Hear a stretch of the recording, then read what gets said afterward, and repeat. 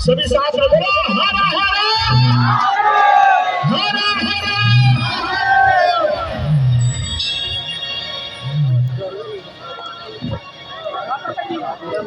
और लाइट वाला है।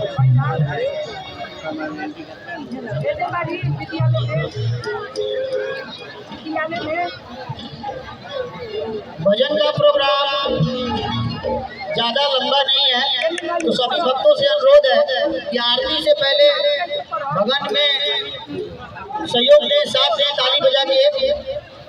अगले 15 मिनट से 20 मिनट तक का ही प्रोग्राम है भजन का, इसके बाद आरती स्टार्ट होगी।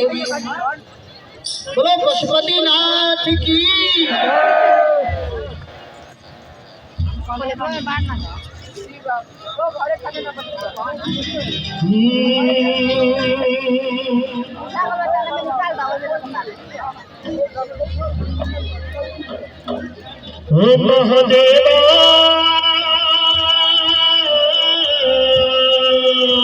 शंभो